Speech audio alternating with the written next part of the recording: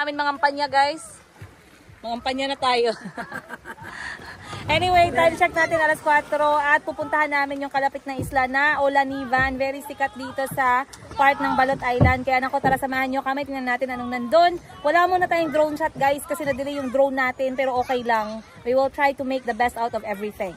Alright, tara, samahan nyo kami. Let's go! Kami ngayon yung Raptor. Oh, Raptor to, Raptor. 10 minutes lang siguro yun. Nandun na kami sa Olanivan guys eh. Once again, magkalapit lang yung Sarangani Island sa Olanivan Island. Pero all of them are already under Balot Island. So, let's go.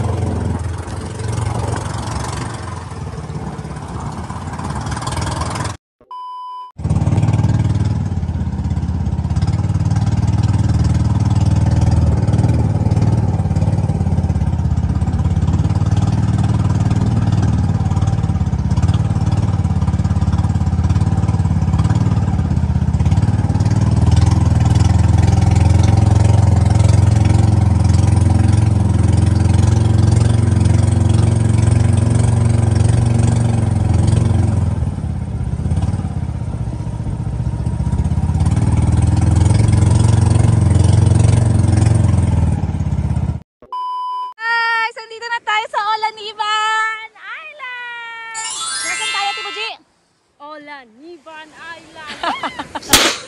Ayan siya ang tandis. Grabe guys! Parang asuka.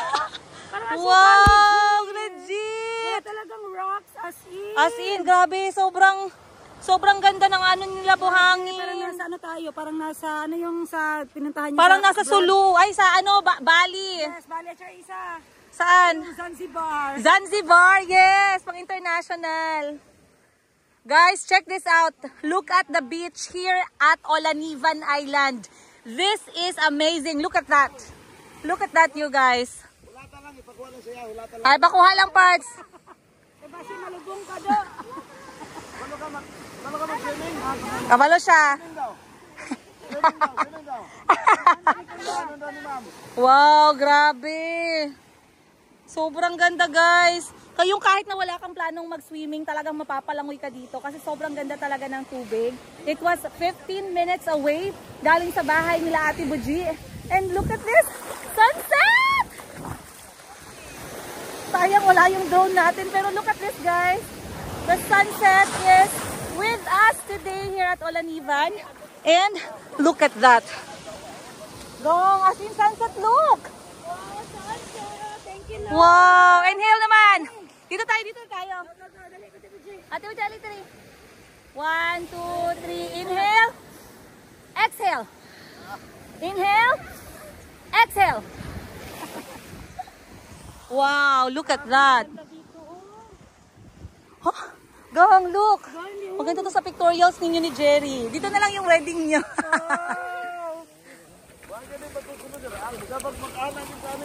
Wow. Kahit sipain mo guys, yung buhangin, wala kang masisipang bato. Ganun sa kaganda. Oh my gosh, this is amazing. Imagine kung ganito siya kaganda. Down here, how much more up there. Pag nagkaroon tayo ng drone shot, inshallah, I should be able to get some drone shots here. Pero mag-ikat-ikat tayo around the island of Olanivan. May nagbabantay daw dito pero nasa kabilang gilid. And kailangan may kasama kayong local. Kasi kailangan malaman nila na you are staying with locals dito sa Balot Island. Kasi pag may nagtanong, at least, wow, look at that. Tara. Tingnan nyo. Meron ditong natural na bato. Pwede kang umupo dito, pwede kang mag-enjoy. And bumabang, ganda! Bumabangga din yung alon. Look at that. OMG, this is amazing. Ayan na si Madam Ten Gives, oh. Ha? Ito yung pink beach natin dito sa Mindanao. Tingnan nyo guys. Wow. Ayan. Meron siyang mga pink na coral. Yes, this Olanivan Island is also known the Pink Island. Masaya ka ba? Nakaabot ka dito? This is so, guys, this is so ang ganda. surreal. Grabe. Yes, totoo. It's so surreal. That's true.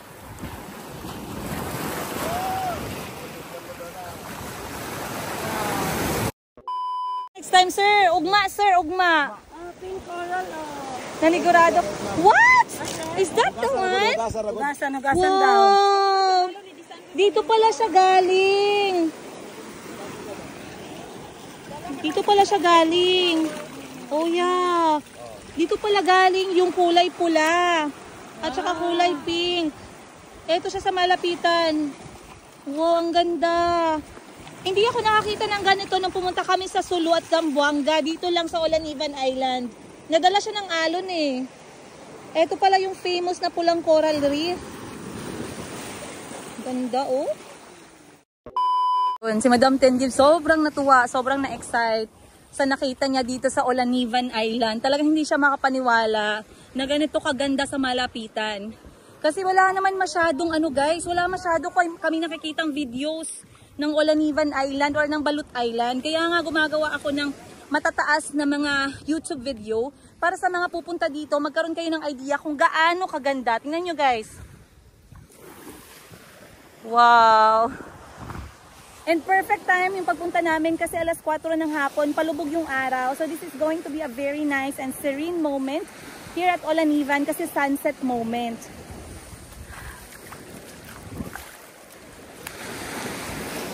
Sobrang ganda.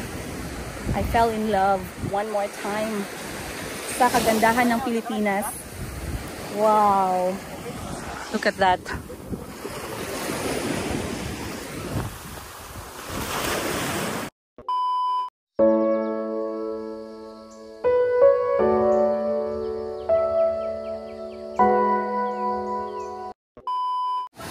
Guys, ganyan kaganda ang sunset. Pakita mo naman, madam.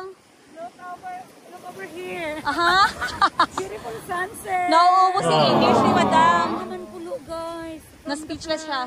This is even better kasi it's very private. Walang pumupunta dito dahil bakit? At walang bayad dahil it's private. Walang pumupunta kasi natatakot sila. Yes, because of the saying na grabe daw talaga Yung alon. dito. Pero let's correct them, yung alon depende sa weather at Yes. depende sa panahon. True. So ngayon, kaya lang. Carry lang guys. Buhay pa naman kami. Alright. So tignan nyo guys kung gaano kaganda. Of course, we cannot leave Olanivan Island without experiencing the beauty of this whole place. So dyan tayo. Ayan. Para maabot tayo ng We cannot leave this place without enjoying the waves and the water of Olanivan. So, guys, kahit hindi kami nakapambihis ng panligaw, maliligo tayo. It's ecstatic. It's overwhelming. It's almost unbelievable to be here right now.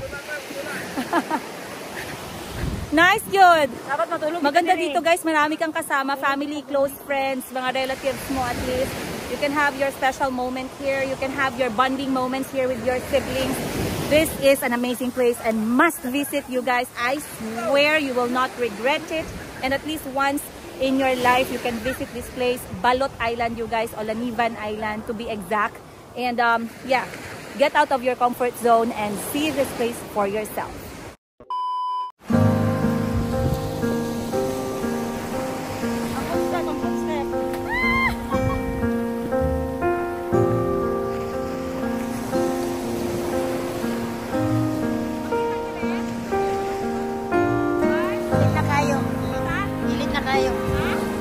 Kayo.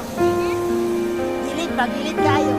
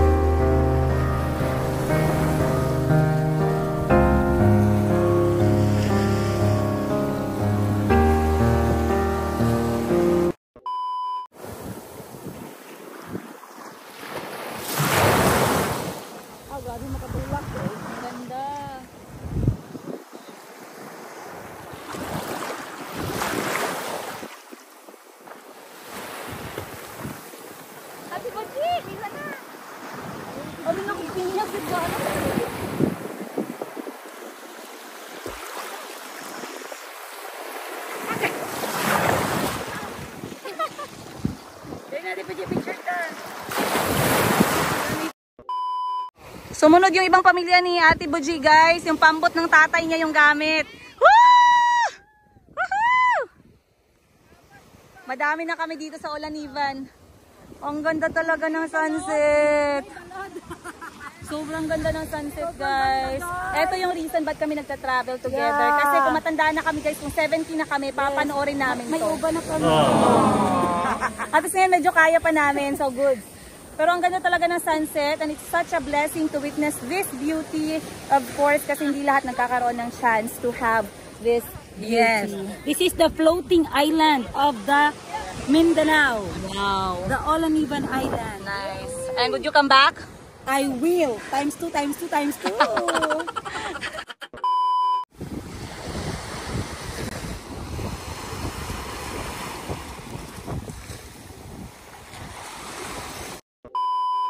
Hi guys! Time check natin, alas 6 na ng gabi. At alam nyo ba kung saan kami nanggaling? Nakabalik na kami from Olanivan Island and we really enjoyed. Ayun sa Tiboji, oh.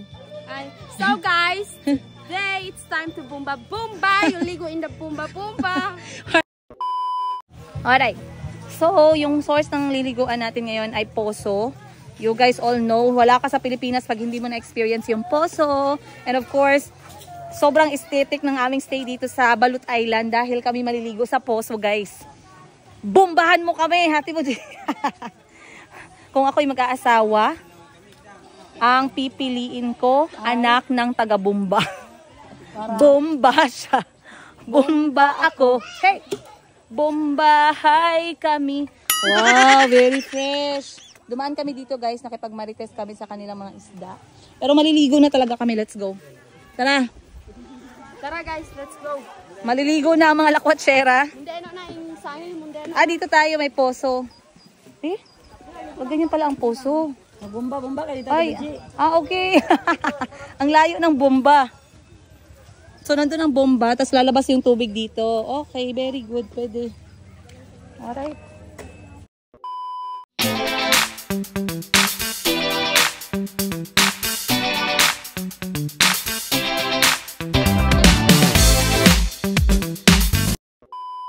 water nila dito sa Balot Island. So, kailangan magbumba ka. Gumamit ka ng poso para meron tayong pangligo. So, naliligo si Madam Ten Gibbs. In fairness ha, fresh yung tubig at saka malakas, kaya okay lang. Kesa naman wala kang choice, tubig dagat lang. Maganda pa rin yung tubig na fresco. Alright, ako na lang. Hello guys! Ayan, natatapos din tayo. New hair naman tayo ngayong season na to. And baka napapansin ninyo, baka nakikita ninyo dyan black, pero actually that is ube. Ube halaya for the Halloween tayo guys. Hindi ko alam kung magla-lighten up pa yan. Normally, I don't like dark colors on my shade kasi talaga pong medyo kaitiman yung aking balat. Kaya hindi ako masyadong comfortable sa mga dark shades na mga na buhok. Pero okay lang kasi bahala na si Lord dyan. Anyway, maliit na problema pwedeng solusyonan. I just want to talk to you guys about kasi hindi ko natapos yung episode namin sa Olanivan Island kasi hindi ako masyado nakapag-vlog at ako yung overwhelmed. Pero I want to add some things dun guys na hindi nakita sa video.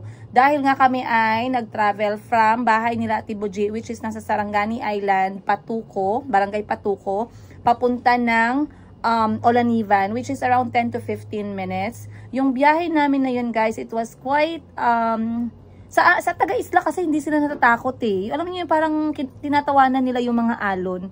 Kami kasi mga taga-syudad, parang mamamatay kami guys. So yung alon hindi pa naman siya ganun kalakas pero hindi na kami nag-uusap-usap.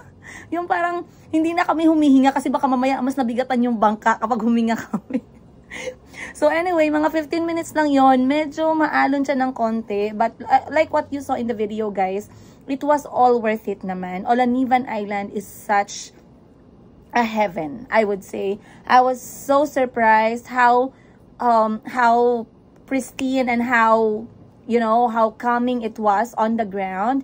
The water, iba ang tubig guys. Hindi ko alam paano ko explain sa inyo. Pero normally kapag pumupunta kami ng mga dagat, yung tubig ay masyadong maalat, masyadong mabigat sa balat, masyadong malagkit, mainit. Pero the water in Balot Islands, I noticed na malamig yung tubig nila doon. Malamig at very clear, magaan sa balat at sobrang sarap liguan. Yung parang hindi ka naman nasa tubig dagat, parang nasa spring ka. So ngayon, pagdating namin sa Olanivan Island, we did not stay there for long kasi natatakot na naman kaming bumalik sa bahay nila Ate Buji ng gabi. So we were there like 4 p.m. and then we left around 5 o'clock or 5:30. We just had enough time to take some videos, to enjoy the sun, to really be there and appreciate the sunset kasi we were just in time na maabutan namin yung sunset. But the water there was amazing. And I would say kung hindi nyo pa napuntahan ang Olanivan Island guys, make sure that you do.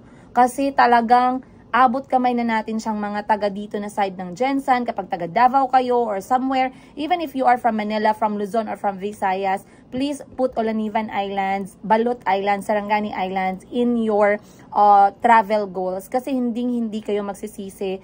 People there are amazing. They will make you feel like you're home. They will make you feel like you are part of the community and they are very accommodating.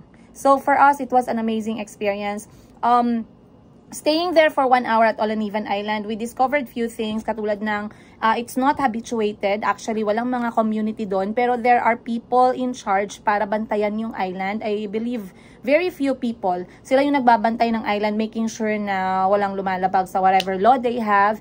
And then also, meron silang few animals doon pero wala na daw. Ang pagkarinig ko, merong baboy damo pero wala na daw doon. Merong mga 7-8-8 guys kasi habang naglalakad kami merong 7-8-8 na pumunta ng dagat. So if you know what I mean, this is the striped para siyang ahas ang itsura niya. So merong ganun doon. Ano pa ba? The waves there can be overwhelming kapag nasa time ka na maalon talaga. But if you are there on a low tide or in a calm tide, it's really good to enjoy the place. Pwede kang mag-overnight pero I believe dapat kilala ka doon or dapat may tagal doon or local na kasama ka. You can bring a tent Walang kuryente doon, so you have to bring solar pag feeling nyo magagabihan kayo. Basta make sure lang na may kasama kayo na taga doon. Okay? Na may local kayong kasama para ma-explain sa inyo ng maayos yung mga policies nila, ano yung bawal, ano yung hindi bawal, and everything. And then, we found corals doon na yung pula na source nung pink sand. Diba? Meron tayong mga pink sand dito, pink sand beaches dito sa Philippines. It's because of this coral reef na pula yung kulay. And then, pag nagsished siya, nahahalo siya sa buhangin. So, sobrang ganda tingnan. Almost magiging pink na din yung buhangin nila. Another thing is, ano pa ba? Maliit lang yung island, guys. You can actually walk around the island a few times sa isang araw kasi maliit lang siya.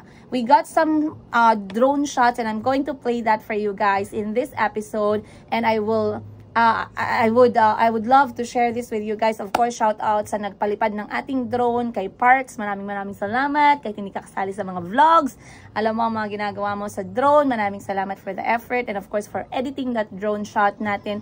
Maraming salamat. I hope you guys will enjoy this one, and let me know what you think with the drone shots of Olanivan Island. This is our own personal shots, not taken from anyone. If this is taken from us, then you will be copyrighted. Ayun. So, ano pa ba? At least this drone shot will give you the bird's eye view of the island and will give you that overall look from above. I am extremely excited to hear what you guys think about Olanivan Island kasi masyado ako nagre-research about that, and unlike those popular islands, wala masyadong mga documentary about these islands. I tried to do what I can, and I hope I did justice. Sana nag-enjoy kayo, guys. And like I said, I'm excited to know what you think. Also, wait. Ayan. Also, guys, another thing, pagkaalis namin ng island around 5:30, medyo maalon pa din siya, pero we were able to go back sa bahay nila Ate Buji very smoothly. We cannot let go of the idea of going back sa Olanivan Island the whole time we were there. Even if nakabalik na kami dito sa Jensan, we have this, parang naiwan yung puso namin sa Balot Island, to be honest with you guys. And if you would ask us if we recommend the place, we highly recommend the place, but make sure you have a local with you. Make sure you have the proper size of the boat. We do recommend that if you are a beginner sa mga boat or beach activity or sea activity, to prepare your budget for a bigger boat. Kasi syempre iba pa din, diba? Kapag kumpante ka na malaki yung bangka ninyo, make sure you have a life vest. I did not see the locals having their own life vest, so make sure you bring one. Make sure meron kayong power bank, yung mga cellphone ninyo, kasi may signal naman sa Olanivan. We got signal from there. Meron kayong sunblock kasi medyo mainit na din at hindi masyado makakita ng shades on that side. Meron naman, pero if you want to enjoy the beach, better have your own sunblock. Ano pa ba? Cellphone, your power bank, your solar light maybe, or solar gadgets, and then solar gadgets, ano yun? Solar light, tawag dito, sunblock, life vest ninyo, very, very important. Kami, bumili talaga kami ng sarili naming life vest. And yeah, go there with an open mind, an open heart, and open soul. And I am sure that you guys will leave the place when you are really, really full of the beauty of Olanivan Island. So maraming salamat once again, you guys. We hope to go back there. If you want to go back there, if you want to go there, we are very excited for you. And again, please let us know what you think of the drone shots. Maraming salamat, guys, and we'll see you on the next episode. Much love from Princess Higa.